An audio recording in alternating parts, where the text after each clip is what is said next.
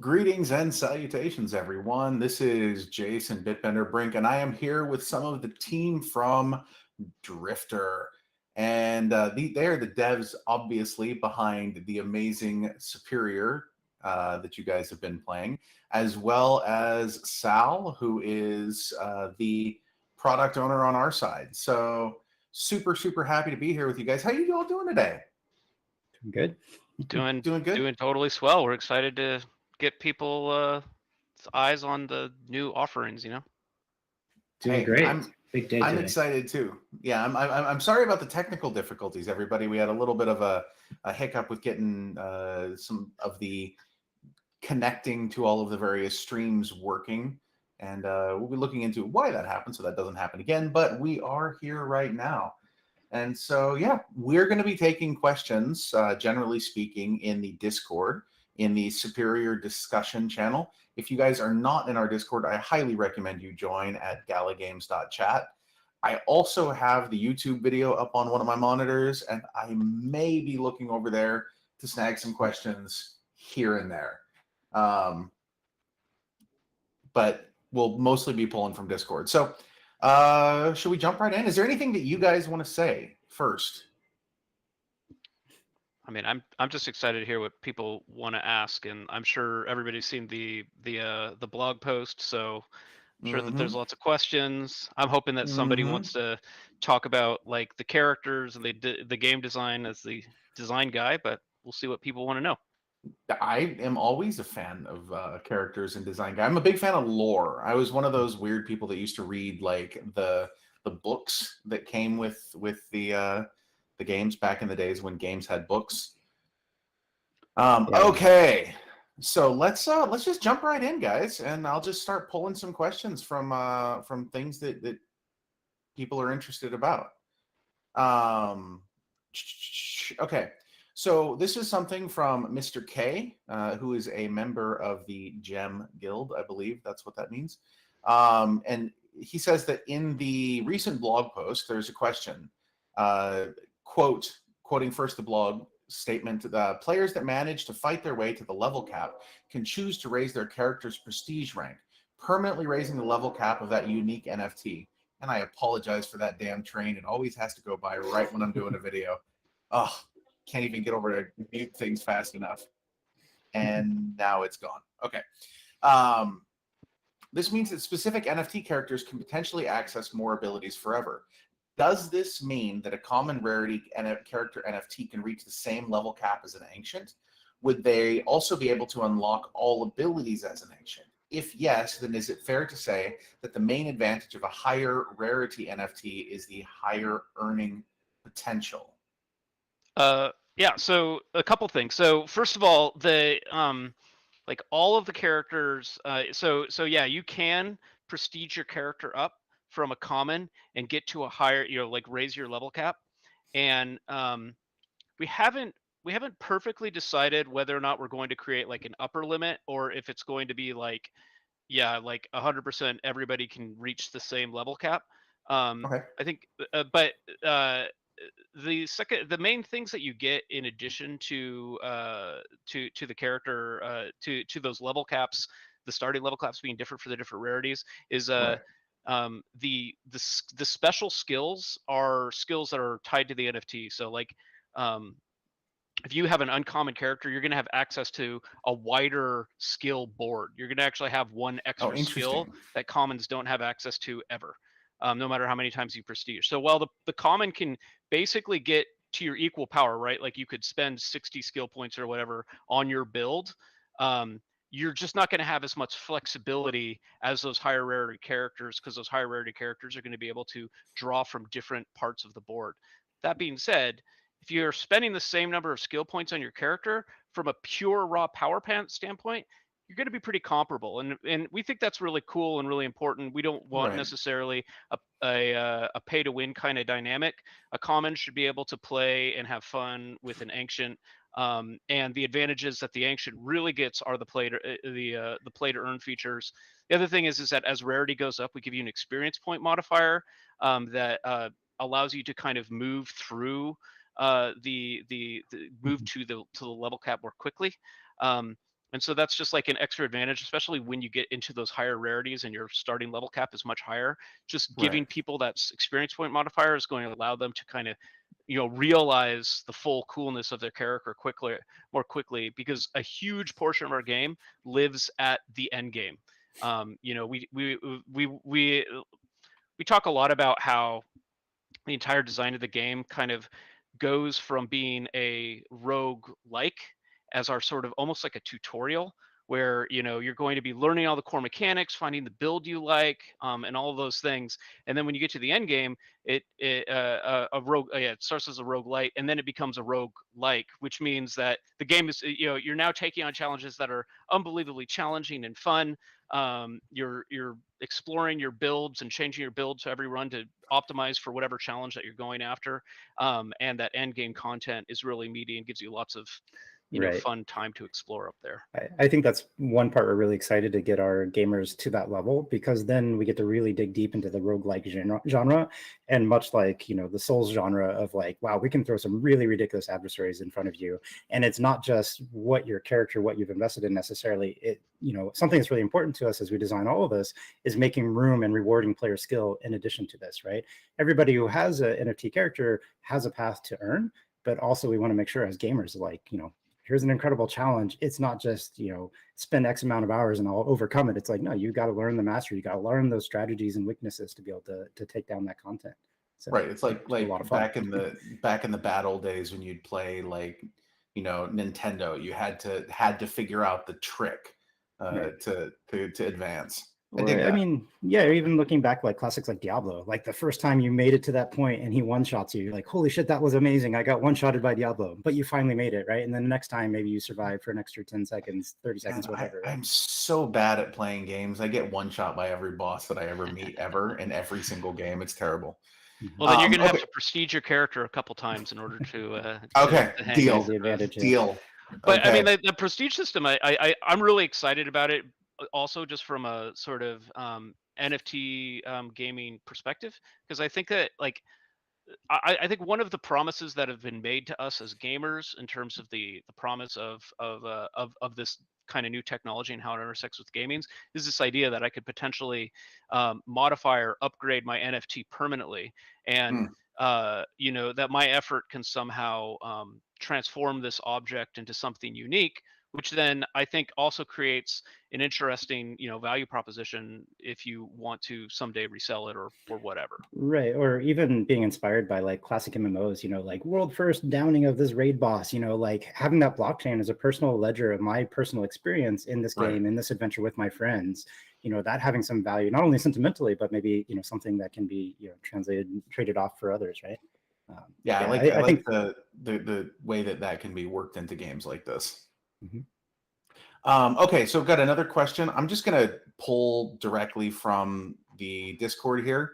Will there be free-to-play characters in the future if the game is popular? Because there's only going to be so many, hero-type characters that can exist. Is there going to be some free-to-plays eventually? I think, or do we not know? I think, well, designs are in flux, but I can't speak to our aspirations and our design goals here. Is like, we're really excited. We think the game is really fun already in this early stage, and we hope that there's a really wide audience for this. And one of the things, even in the early conversations with Gala, is we're really excited about what Gala is doing and trying to build here. And we want to help get even more gamers into this ecosystem, right? So nothing that we can necessarily share right now, but I can say, it's definitely something important we talk about a lot. And, hopefully once those designs become a little bit more finalized, we can share broadly. Okay. How about another topic here? This is just something I'm personally curious about. How does the concept of land work in all of this? Or do we see the concept of land, or do we not want to talk about the concept of land? Yeah, I don't think we're ready to talk about any sort of concept of land just yet. I think for now we're really focusing on the value that you're going to get from, getting these new characters from, the prime continuum of the timeline of the universe and what that means. Wait. What does that mean? What the hell does the prime continuum mean? Well, I would like to point out that Brian Murphy on this call at 3:19 p.m. Pacific did an eyebrow wiggle Nice. in response to a question about the time continuum. Eyebrow wiggle. Well, Spoilers. here's what I'll say about like all of the lore in the game, which is that we want to be that we have a lot of really big plans for the story and the way that we kind of roll it out. And so I don't want to necessarily spoil anything for anyone, right? Like what I will say is that our strategy for these NFTs and for the way that we roll out characters is that like every drop that we make, both whether it's in the NFT or it's like a sort of a new piece of content that we roll out, is going to both, create new opportunities for gameplay, and it's also going to, slowly begin to reveal the secrets that lay beneath the surface of our game world. And so I think I'd rather let everybody speculate on why there is the Prime Ronin and what that means, and does that mean that there's other Ronins out there? Does that mean that like there are other continuums where these characters could be drawn on and be called to action to save the universe? We don't know yet, but I think that there's some exciting possibilities there. Well, somebody knows. And every time you say Prime, I keep thinking Optimus Prime. And okay, we're doing transforming robots next, right? I think Liberty Prime. I was actually literally just talking about that this morning. Fallout is one of my all-time favorite games. That nice post-apocalyptic gritty world twist. Wait, which Fallout? Sorry, that's a different conversation, I guess. That is a different conversation, but I think in order of preference, it's New Vegas, then Fallout 3, then Fallout 4, then the rest don't really like. I think that is correct. Yeah. Well, I don't know. Actually, Fallout 2 is like one of my favorite games of all time. So yeah, Fallout 2 is amazing. Got to go with that 2D. Once you got that power the 2D armor. top down, I love it. Yeah. Okay, so this is something that we during one of our internal play tests talked about. About this concept of Easter eggs, right? Easter eggs aren't something that you see as much in games anymore as we would like. And we have some interesting opportunities here. So somebody's specifically asking, and this is Chicken to Hawk Roy Boy 0001, asking about whether there will be a potential for like a Snoop tank cameo, or perhaps a chicken tank to just kind of be there in the background, or a big statue, or busted up on a corner or something. I would say to all our Drifter fans out there, every one of our games has had many Easter eggs. Some of them have not yet been discovered. We love Easter eggs. Yes. And I love Easter eggs too. Yeah. I mean, look closely and have fun with the mystery in even this current playtest. There are things there to be discovered, Yeah, saying that, I think there's some Easter eggs in Gears of War 2 that have still not been discovered, but I don't know. That's awesome. Yeah, it's part of there you go. Hey guys, Gears of War goodies. You guys have to go dig into that, find that stuff. Okay, let's see. And I'm actually so as you guys know, as we have this conversation, random things are popping up on my screen. I've got 3 monitors with 15 bazillion things going. And somebody has just told me that there is, in fact, a tank hidden inside. Well, that's one of them. I'm not telling where, but there's a tank that is hidden. So I just somebody was watching and mentioned that here. You can thank our wonderful art director Kenneth Scott for that one, I believe. Kenneth. But we're not going to tell you where it is. You're going to have to find it. There you go. Whoever posted to the Gala channel will get my high five emoji. I love it. Dorbs would like to say that they have FOMO and it's very annoying. So if you guys could just like tone down the cool just a tiny bit, be slightly less awesome. We'll try, but this is just the way we're made. It's just built different. Built different. Okay. I would say the other thing on Easter eggs and stuff like that, or even all the content that we're planning on showing you guys, is like it's just as exciting for us on the development side to like surprise you guys and get that stuff out there, get those reactions. Right. So expect a lot, I guess, is what the takeaway from that. I love it. Here's a question for Sal. Okay. And I don't know if this is a question that can be answered. So I'm just going to fling it at you, Sal, and then you can decide whether or not you answered. Okay. You ready? You ready for this? Sure. Do we have an exact time for a sales release? If you sign up for our newsletter on our Oh, site, dear. you will get heads up of when the sale starts. Okay, well, there you go. And what website would this be, Sal? Superior.game. Oh, superior.games. Sign up for that, and then you will find out. Okay, let's see. The books, what is that in reference to? How many maps are you guys looking to develop? Wow. I don't know, Brian. Have we talked Or about? you don't need to necessarily have a specific answer here. Like, Well, I mean, there's different ways to slice what a map is versus a level and a biome Sure. and all that kind of stuff. Every developer has their own Well, taxonomy. so for that, what but- they've seen essentially is like the city where we have Right. backbone in there and stuff. So that, like, if you think about the structure of your standard sort of 1 hour roguelike run, you know, Hmm. we often will go through like 3 or 4 areas, kind of like our city. Sure. And so that, so like the city sort of represents sort of like potentially I don't know, like a ninth of our ideal run, you know. But Maybe, yeah. but I would say that like beyond that, as we develop this thing, like any good roguelike, there's going to be like hidden paths and new opportunities, and so it's going to get harder and harder as we get deeper into it in order to kind of really draw a line, like Ray is saying, between where Right. you know, like what really is a map, Whoa. and stuff like that, because like boss arenas and things like that are going to kind of start to sprout up, that are going to be like less than a full entire environment, but a lot more than, you know, the bar or something like that. Yeah, well, and I would say as scrappy developers, we have a lot of tricks up our sleeves as far as like, even if it's an existing biome, we can like layer things on, time of day, weather effects, all kinds of other stuff that we might experiment with to get even more variety out of those gameplay environments. But I guess, yeah, rest assured, we certainly have a lot planned in regards to a variety of environments, and not just the aesthetics, you know, how they actually play will change, what kind of enemies may show up and how you deal with them. That's something that's important to us in this game design. Is like, everybody loves the shotgunners. It's obviously everybody's favorite enemy right now. How they show up in, you know, city, and you learn how to deal with that. You might have to throw that out entirely when you see them in another thing without giving too much You away. confront those guys interesting. in an area that's filled with corridors, and suddenly there's no standing on a building and sniping them from a distance. It's much scarier. We're trying to sell the game here, guys, not discourage people. No, it's part of the fun. You must die. That's how you We're enjoy mean Superior. roguelike developers.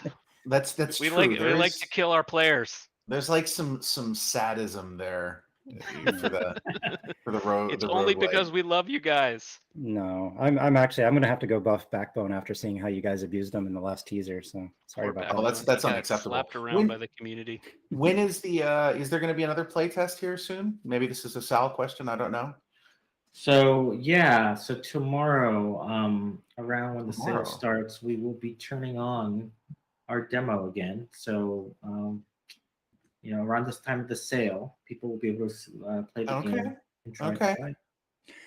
Yeah, shout out to everybody who did the little tech installer test yesterday. That was super helpful. I hope we fixed the majority of the issues. I guess we'll find out tomorrow. But yeah, just let you guys know, it's like super valuable to us on the development side when you guys are reporting issues, either in game or Discord or whatever. We are definitely paying attention to every one of them. Yeah, that's I love it when people jump in, and we have the best community for that. And J007 asks a question: will games suck? I'm gonna go with no. Play the playtest, and I think you'll absolutely enjoy it. Yeah, you'll have to tell us. Yeah. Oh, one other note too is, like, we're still very early on, so we've done some optimizations too, but we understand there's probably some configurations out there. If you do run into issues, again, it's super helpful for us to know, like, this GPU, the CPU, what kind of issues you're seeing, so we can make sure to tackle that in the future. So Brian, T-Bone Huber would like to know how much gala it is to meet you. So maybe for like lunch or something like that, coffee. One of these gala events, I'll definitely have to go, and then I would love to meet everybody. And I'm on the Discord all the time, man. Like, what is your name on Discord? Just add me on the Discord and we'll Brian chat. Drifter. I really want to get a Let's Play going with you guys and just like Okay. stream together, and Let's do we it. can just jump in with random people in the community and play. Let's That would be absolutely do it. super fun. Sal, let's get that on the calendar. Yeah, We'll do definitely. a play test, maybe a Friday night or something like that, and That'd be awesome. get some libations flowing, because play tests and live streams are much better with libations. Okay, let's see. Are there? No, I don't want to ask that question. Yeah, maybe I do. Are there going to be any sort of temporary passes for people to play, or something like that? What am I seeing? So this is regarding, this is sort of a similar question to the, will there be like free to play or paths into the game? I think so. that the answer sort of stays the same. On the build that's going live tomorrow, everybody can play. So jump in with your friends and play as much as you want, and then our goal is to get as many people into this game as humanly possible, and we're working on a strategy to make that happen for everybody. So nice. Excuse me for looking slightly distracted. It appears that my house might be burning down. Gonna hold on that one for a second. If the smoke gets worse, I'm going to go check it out. Okay. Yeah, no, it's one of those things. It's like nobody's yelling yet, and it seems to be dying down. So maybe we're okay. Let's see. I want to get down to some bigger, newer questions. TechSpark 247 has a question about nodes. I think we'll have to answer that one a little bit later, but I always love node questions. Nodes are kind of my jam. Are all game developers attending the Galaverse in the fall? Who knows? We'll see. Will there be parties or guilds in the future? Question from Spark. As far as supported inside of Superior? Yeah. Yeah. Probably. So we're actually talking about this live. One of the things we think people obviously will want is being able to party up with their friends, join into private servers, or even the option to play solo. So that is stuff that we're working on. It's not in the build currently, TBD. Along with maybe Discord integration for nice features like rich presence and voice. All the sort of standard stuff you expect in modern games is definitely on our roadmap. Just TBD as far as when we'll actually have that live for everyone. Okay, that's it. That is a fair answer. What are thoughts about a rental feature? This is from Very Cool, actually, for people who can't afford to buy an NFT so that they can jump in and play. This is something that we're working on in a few different games. What are your guys' thoughts there? I think, or do we not have thoughts yet? If we don't have thoughts, no, that's I think it's it's certainly come up. It's an interesting development, unique to the NFT gaming space for sure. And I guess I'm really curious to hear or see how the Gala as a platform sort of moves that feature forward, and then how we can best adapt that to Superior. Ideally, it's something that could potentially just snap right in, and sit side by side by the other stuff that we're working on as far as getting easy access for players into the game.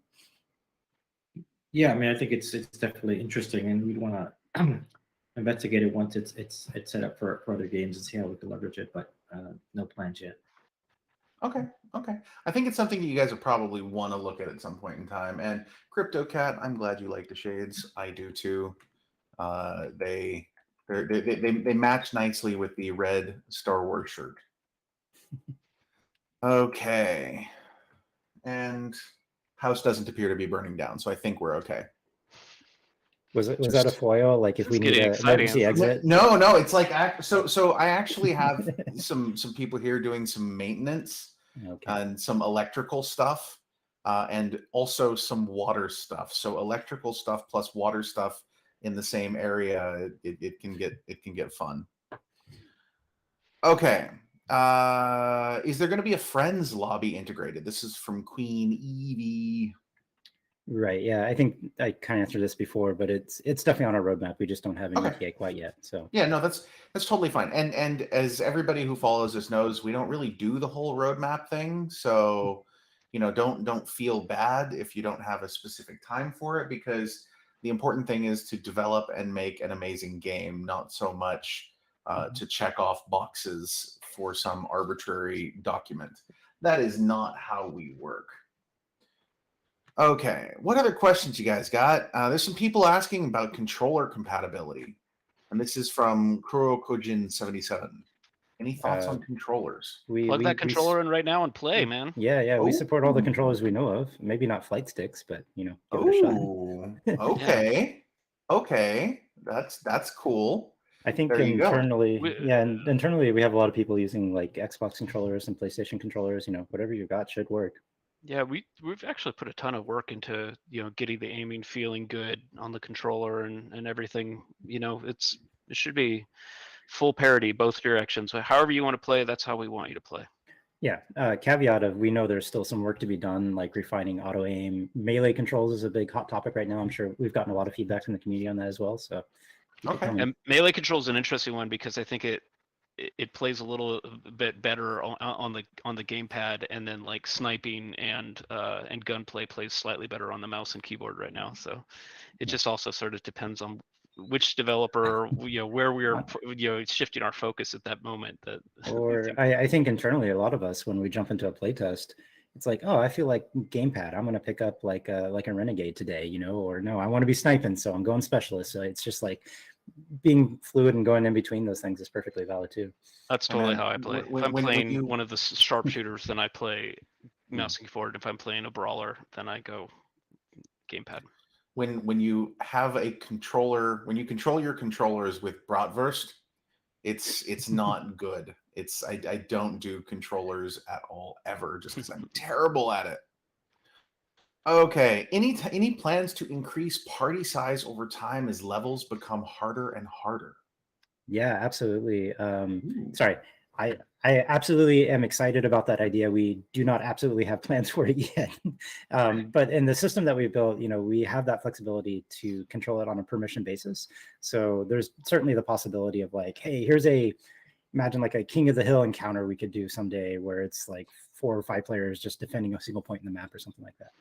Yeah, there was no technical limitation that led us to having 3-player lobbies. It was purely a gameplay decision in terms of like getting missions to, like you want your enemies to not be too so bullet spongy, and then you want to get like a certain population of enemies so that everybody feels like they've got targets to hit, and so when you go up to like say 6 or 8 players playing co-op, like either you have to spawn like thousands of enemies, or you have to make each enemy require concentrated fire from multiple teammates, and both of those options are really cool, but they're not quite the game that we're building, that we started building now. And so I think as we start if and when we start looking at doing larger party sizes for special missions, it'll be a real interesting journey, because we're going to have to rethink how these monsters are kind of spawned and all this stuff.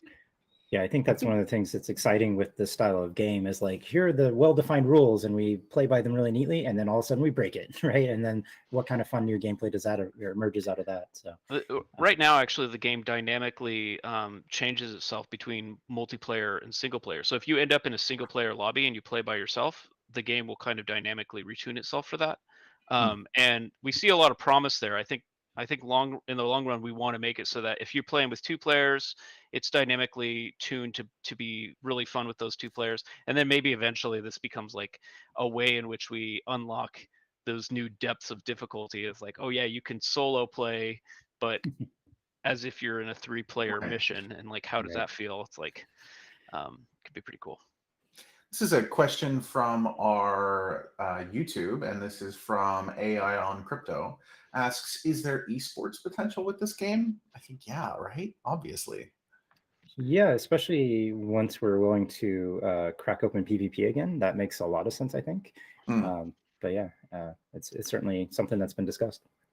There's also, we've talked about score-based runs and stuff. Those speedrunners, scoring runs as like one of the things that we're going to be doing, and so I could see there being a lot of opportunity. I mean, even right now on the Discord, we gave the community one number, which is clear time, and gamers will be gamers, and they immediately start self-organizing course. themselves into Of course. like a tournament, you know. So I love it. I absolutely love it. I think that Yeah. that's so freaking cool. So I think there's a lot of competitive opportunities there inside of our cooperative game. So you know, I mean, I think yeah, it's just if there's enthusiasm and interest for it in the esports arena, then we're always open to that type of thing. Perfect. Kroom says, what are the special abilities of the Ronin Prime NFT? So the Ronin Prime is a master of he kind of has a blended fighting style where he starts off with an SMG and a samurai sword, and then later on he gets a better samurai sword that you can kind of unlock in his skill tree. His Okay. primary fighting style is about getting up close and personal. He's so he's one of our sort of he's more of our sort of DPS oriented close quarters character. And one of the things that's unique to the Ronin, in addition to his samurai sword, is that he has an overshield ability that means that like as he performs different actions depending on how you build his skill tree, he can actually get extra shield points that exist above and beyond his standard armor. Oh, nice. But those shield points actually have a decay time, which makes the Ronin in this unusual situation where, as you can imagine, if you get overshield, like if you don't You want to take use it damage right while you have now. overshield, you just lose it anyway. And so it creates a super aggressive style of play where, like, in order to maximize the value of the Ronin, you're pushing forward, you're taking hits, Yeah, and you're you're tanking. hacking You're people up with your samurai absolutely sword tanking. and, you know, shoving the SMG down their throats. So it's a very up close, a very in a sort of a tough rum and tumble character. I like it. I like it. That's not my personal style. I'm much more of like a scoped, long range, deliberate shots type of person. Which, you know, I love long range, and people like the speed running idea. There's a few fans of that. Okay. Got some interesting questions about Gala music playable in games. Things like that, always possible, guys. You never know what kind of amazing connections and collaborations will come out of this. Somebody wants to use a Dance Dance Revolution pad as a controller, so if you guys could I think that's plug that in. Post a new video speed if you do run. that. I want to see it. No, that's a new speed run category, right? Like Respect. any percent DDR. Dude, like that would be amazing. Like straight up DDR pad. I again would not win. What would be I the? would, Now I want to go and like figure out what the key what it mapping would, is. dude, You'd that have to would be do insane, right? I'm like sitting here like, oh, Yeah. okay, Well, no, yeah, I mean, like up, down, left, right. It's the faith keys, and you got diagonals. Maybe yeah, that. your diagonals have to be your firing, right? Yeah, bumpers No. and triggers, and then movement maybe stays on the dual analog sticks. So all of your button presses happen with your feet. We solved it. That sounds So super brutal. easy. Why don't we play video games like this all the time? It's super brutal. My God. Easy. Okay. They want to. Will you make a Linux version? I would love to. That's actually a side project. I'm getting so annoyed. Sorry. I'm getting so annoyed with my current OS. I'm like, I'm going to install Linux once again. It happens every 2 to 3 years. But one of the nice things is, you know, our game is built on top of Unreal Engine 4, which has some great Linux support and some great companies out there pushing that even further. So we'd love to make it possible. But no guarantees at the moment. You know, unfortunately, my schedule overflows at the moment. And Jay do, yeah, I definitely do prefer it if people ask questions in Discord, which by the way, if you're not in Discord, join at galagames.chat. But I do have the window here, and if I see a particularly good question, I will ask it. And Repti on our YouTube asks, why would we buy a common NFT if there's no XP bonus or special skills? How does that work? It allows you. So the common NFT please go still ahead. gives I'll let you do it. Play to earn. Oh, there I'm you sorry. go. No. That's what I was gonna say. But you're the ones who are supposed to be talking here, not me. So I'm gonna shut up. Yeah. So the common is where it still has the play to earn, and it still allows you to gives you the ability to permanently improve your character through the prestige system. So both of those are kind of cool features that are unique to the NFT owner. Yeah, and if you jump into the demo, you'll get a taste of what the skill tree looks like. I mean, the identity and core skills of those characters are accessible even at that common NFT, right? So there's a lot of game to be played at that level. Yeah, the Yeah, sideboard that comes with the higher rarity stuff just gives you more flexibility. It opens up new opportunities, but it's really kind of a more advanced user kind of space to start exploring. There's a ton of depth in the common in just the basic skill tree. Like that, you could just explore that probably for a good 120 hours before you're, you know. 120. Okay, yeah. Who knows? Yeah. I don't know how many hours. Probably I'm Brian being said a little bit 120. exaggerating, but you could explore it for quite some time. And to clarify, I think one point of confusion we saw in Discord after the blog post is the earn potential there. It says none. It's that's really the earn bonus potential. It's not the absolute earn potential. So there was, I know that caused some confusion. So well, that makes things a little bit clearer. Okay. A lot of people like the PvP concept. Punjab likes the idea of freeze tag, which he hasn't seen since Quake 3. That is true. That's a fun game mode that I haven't seen in a little while. Well, wait, wasn't that part of the Team Arena when they rolled up all the extra game modes? Like there was capture the skulls and stuff like that. It was fun. Yeah. Okay. Yeah. Sure.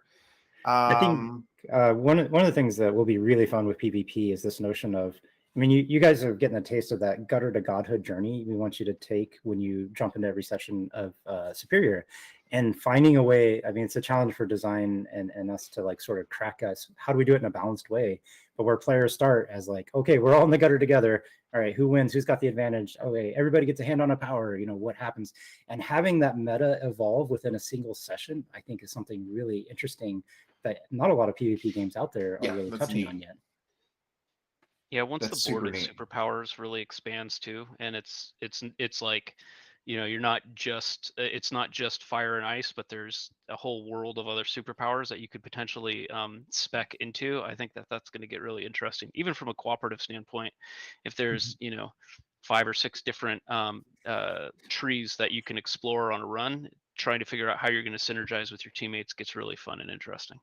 Nice. Make sure you have the nice group that works together. This is one of the things that whenever I play in a group with people, like my brother and I play sometimes with some other family members, we always forget that because we just don't strategize. So, you know, we all have a squad and we all go in as snipers or something like that.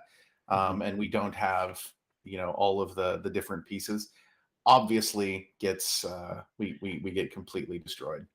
Yeah, well, it's something that we're really eager to see how the community reacts when they get their hands on some of the new power sets. So, you know, because in the current demo, you've got Fire and Ice, and people are sort of exploring that. But what happens when they get access to, you know, 2 or 3 more versions of, or, you know, power groups like that? The potential of what can happen in a single session just like greatly expands. So it's right. really exciting.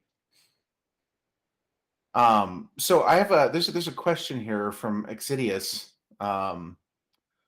Showing the little picture of a skill tree. I don't know if you guys can see this, with a point. What gives access to this skill? And you guys join the Discord at galagames.chat if you want to see the picture.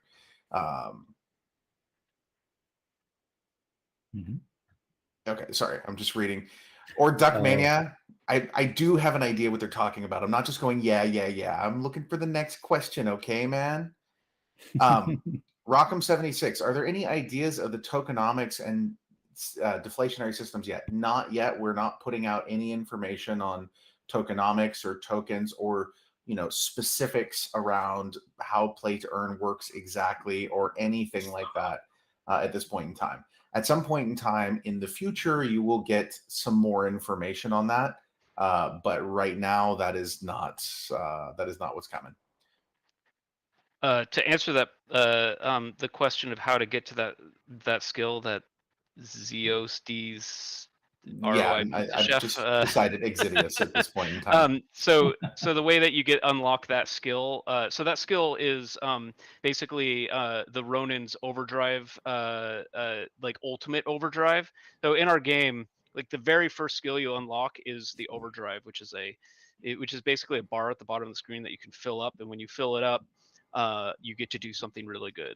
The 2 bruiser characters, that's the Nomad and Final Fantasy Renegade. Limit Break. Renegade and the Ronin, yeah. I'm sorry, the Renegade and the Roman. Thank you. Both of those guys basically become indestructible or semi-indestructible, and they get buffs to their melee and stuff, and Right. they can tank really, really effectively. The Nomad gets like sort of an auto aim ability where she can't miss, and you can just pull the trigger indiscriminately and spray everybody down. And then each one of the skill trees has one of those kind of crazy little overdrive skills at the bottom right corner, like this person discovered. And I think it's once you get to like level 25 or something like that, that skill will become unlocked, at which point you can put a point into it and it will make the Ronin's overdrive extra special. In the case of the Ronin, I'm pretty sure that overdrive gives him a ton of extra overshield. So when you hit the overdrive button, not only are you indestructible and all these other things, but all of a sudden your overdrive or your overshield like fills up and gets topped off, so that when you come out of the overdrive ability, you're actually at full overshield. So it just gives you a little bit extra staying power. Nice. I like that. Okay, got another question from Mr. K here, and this is one that everybody is like, please answer this. Will character level, abilities that are unlocked, etc., transfer with the NFT if sold or transferred? I have a chain answer to this question if you guys would like. Yeah, I think probably the best is like it's what level of progression is associated with the NFT and transfers is an ongoing conversation. So I think probably not too wise for us to commit to anything right now, but it is an active discussion of like. Yeah. I think right now the thing that we're most excited about is the notion that your prestige level migrates. Yeah. But well, any other way in which anything else that you can carry with you, I think would be features that we would reveal in the future. Yeah, one thing that we realize is a core fun of our game and the genre is going through that leveling up experience. So it'd be a real bummer to accidentally take that away from new players coming in too. So right. It's a complicated thing. The other part of the question, which I thought was interesting because it's not something that I've really considered before, is there, the idea of allowing a reset. So you have an NFT of a certain level, you play it up through to a certain point, and if you want, you can keep that as a sign of your prestige. Look, you've maxed everything out. But if you want to go back and try again to get more completeness, more excellent levels and all of that, really nail your progression, then maybe a reset that would allow you to do that, which I've not thought of before. I think that that's really cool. Yeah, I think that feedback has certainly come up in internal discussions of like sometimes people want to reset and start over, and that's perfectly valid. So we certainly want to find a way to accommodate. Here is a game design story question, Brian. I think you wanted some of these, right? All right, yeah, hit me with it.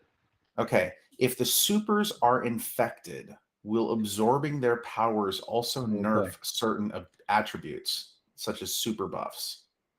So we don't know if the supers are infected or what happened to them necessarily. We know that they're like these twisted abominations that have been like, and that all superhumans, all superheroes have kind of become these twisted monsters. But in our universe, like, you can have a superhero whose origin story was that they were an alien, and another one that got their power from ancient ruins in underneath their high school or something. I don't know. Like all of the wonky stuff that happens in comic books happened to our superheroes. So it could be magic, it could be super science, it could be anything. We don't know why, but everybody at a certain moment started turning evil and into some sort of crazy abomination. And yeah, so they have figured out a way to kind of like draw that juice out of the heroes and start to and they can use that juice to like fuel all of their evil experiments. That's what that's why the scraps in the what are they called, the decayed, the henchmen are all kind of a little bit weird too, even though they aren't former superheroes. These are guys who've just been using the juice a little bit too long. So I think that implies that the juice is maybe not the purest or best way to get superpowers, and maybe it's the long-term side effects of this stuff is not going to be good for our heroes, but who knows? Maybe they found Interesting. some. Maybe the bartender has cracked the code. There's like a distillery back there that's like, making the juice healthy to use. Purifying, purifying the liquefied superhero extract. But I demand we only don't know the yet. purest superhero We don't know extract. whether or not this stuff is going to be is FDA approved or whatever. Yeah, a I'm juice thinking- a day. Yeah. A juice a day keeps the mutations away.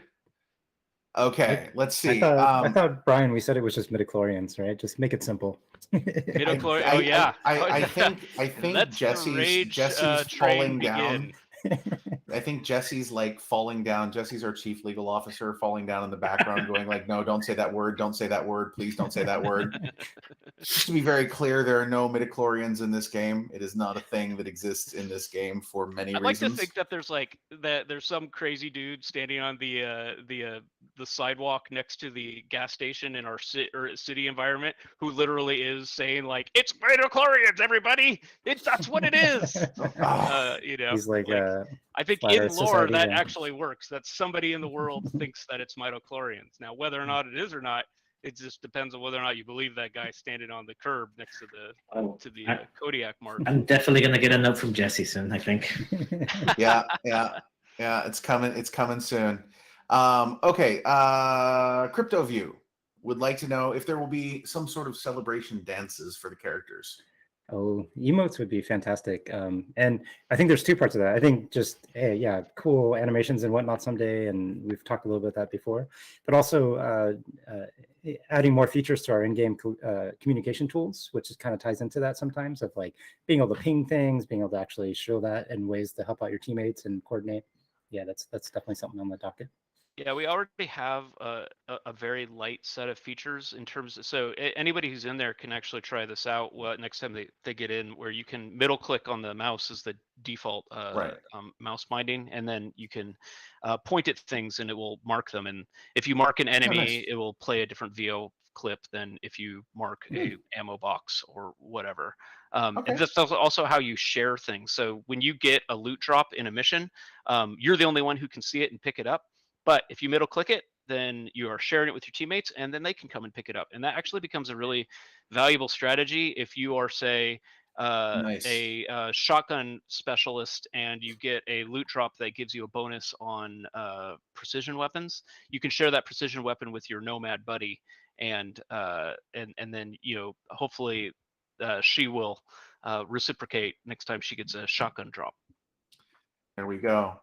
We got a question from one of the Gala members, I believe. So many people, I don't know whose Discord name is actually which person anymore. Can the skill tree be respect, or can points be reallocated, or is this like a go and reset the character sort of thing? Yeah, so I think the plan is that there will be a way to reset your skills. Okay. Because but exactly what the mechanism is for that, we're not certain, because there's something fun about these decisions having weight, and so we don't necessarily want to make it too easy to respec your skill tree over and over and over again.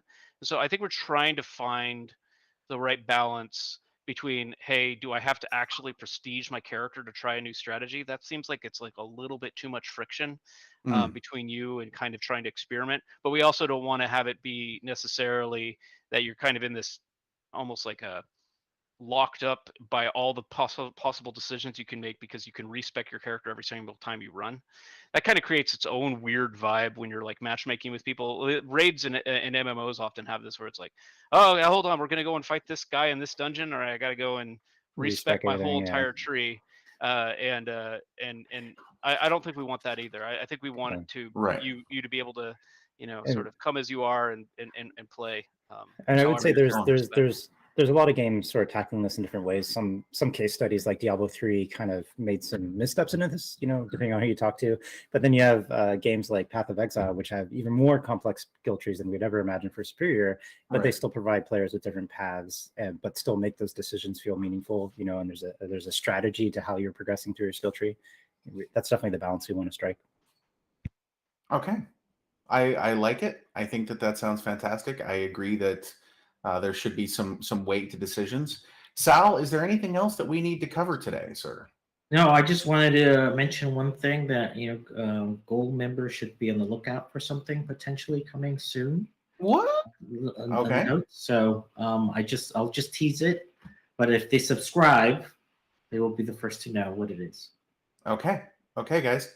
Well, then let's go ahead and we'll wrap it up for today. Brian, Ray, anything else you guys want to add in? No, I look forward to playing with you guys in this fictional or supposed let's play. Let's get in there and play together. I look forward to playing with everybody, and let me know which character class is the best. I've tried my damnedest to. We've all tried our damnedest to make all of them awesome and equally good. Perfect. But I want to know what the meta is. So Yeah. let me Okay. know. Awesome, Yeah. guys. Yeah. Likewise. I'll see you all in Discord and keep the feedback coming. It's always appreciated. Awesome. Thank you very much. And thank you, Paul, for jumping in and helping us get this going. We appreciate it. Peace out, guys. Jason Bitbender Brink out, and we'll see you all soon.